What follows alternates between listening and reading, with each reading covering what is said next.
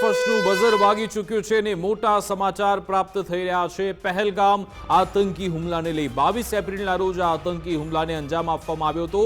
એક બાદ એક વિડીયો સામે આવી રહ્યા છે ત્યારે વધુ એક વિડીયો સામે આવ્યો। અમદાવાદના એક પર્યટક કે જે જીપ લાઇન સવારી કરી રહ્યા હતા તેમનો આ વિડીયો સામે આવ્યો છે। જીપ લાઇન સવારી દરમિયાન આતંકી હુમલો કેમેરામાં કેદ થયો છે। જી હા, એ જ વિડીયો છે અમદાવાદના જ પર્યટક કે જે જીપ લાઇન સવારી કરી રહ્યા હતા અને એ જ દરમિયાન આતંકવાદીઓ પણ હુમલાને અંજામ આપી રહ્યા હતા।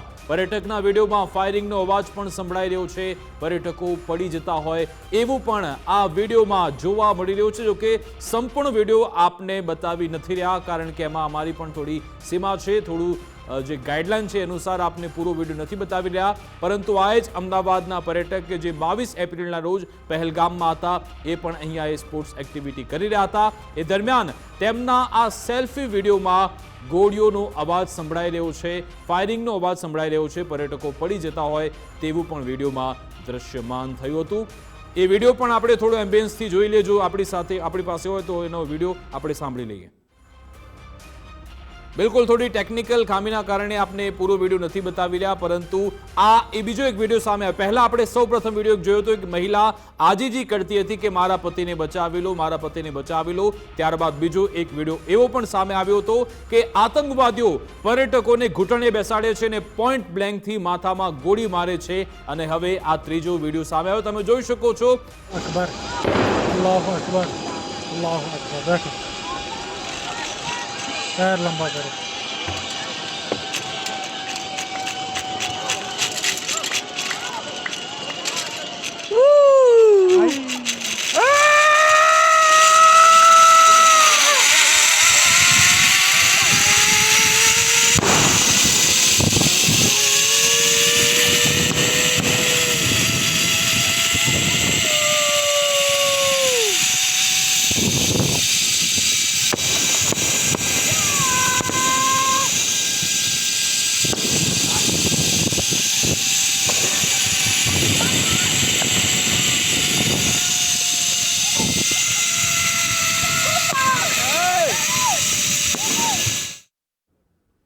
તો તમે જોયું, વિડીયોમાં જોઈ શકાય છે અમદાવાદના આ પ્રવાસી જે ત્યાં ઝીપ લાઇનની મજા માણી રહ્યા હતા। જોકે એમને ખબર નહીં હોય કે નીચે અહીંયા ફાયરિંગ થઈ રહ્યું છે।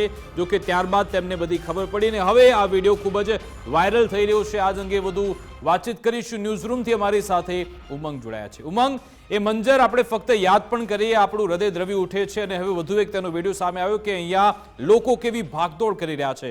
વિચારો, જે એમના જે લોકો છે, પરિજનો છે, કોઈ એમના બાળક હશે અથવા એમની પત્ની, એમની સામે જ્યારે ગોળી મારવામાં આવતી હતી એ ફરી એકવાર આ જીવન થયું છે વિડીયોની મદદથી। બિલકુલ વિકાસ, આ કાયરાના હુમલાની અંદર બીજો એક વિડીયો, સાક્ષી પૂરતો વિડીયો આવ્યો છે કે આજે ઋષિ ભટ્ટ નામના ગુજરાતી જે છે ત્યાં કાશ્મીર ફરવા ગયા હતા, આજ પહેલગામની અંદર હતા અને જે હુમલો થયો એ સેલ્ફી વિડીયો જ્યારે તે ઝીપલાઇનની અંદર જઈ રહ્યા હતા અને ત્યારે જ એમણે સેલ્ફી વિડીયો ચાલુ કર્યો અને એમને નીચે જે છે, આપણે નીચે સીધા જ દ્રશ્યમાં જે દેખાય છે કે એ દ્રશ્યની અંદર ભાગદોડ થઈ રહી છે। અનેક વ્યક્તિઓ છે એ પડતા પણ નજરે પડી રહ્યા છે, ગોળીઓનો અંધાધૂંધ ફાયરિંગનો અવાજ પણ આવી રહ્યો છે। પણ એ પહેલાં જ્યારે તેમને ત્યાં ઝીપલાઇન ઉપર જે વ્યક્તિ હતો અલ્લાહુ અકબર બોલી અને ત્યારબાદ તેમને ત્યારે ધક્કો મારે છે। એટલે ક્યાંક આ જે વિડીયો છે એ વિડીયો એમનો અંતિમ બની શકતો, પરંતુ એ જ્યારે ઝીપલાઇન ઉપર હતા અને નીચે ગોળીઓ છે એ અંધાધૂંધ ફાયરિંગ આતંકીઓ થકી કરવામાં આવી રહી હતી અને એ બાદ એમને પણ, કારણ કે એ ખુદ પણ જીપનો જે અવાજ આવતો હતો તેને લઈને અને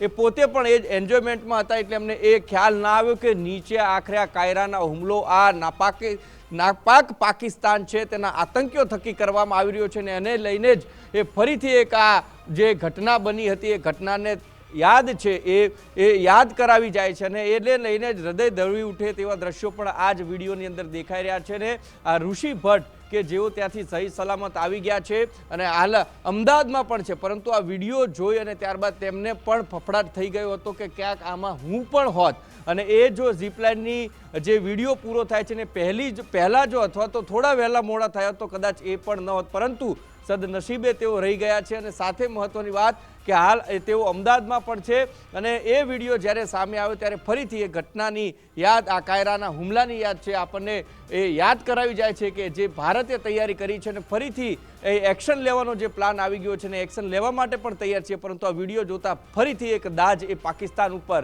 સામે આવે છે. જી બિલકુલ, આભાર ઉમંગ અમારી સાથે જોડાવા બદલ.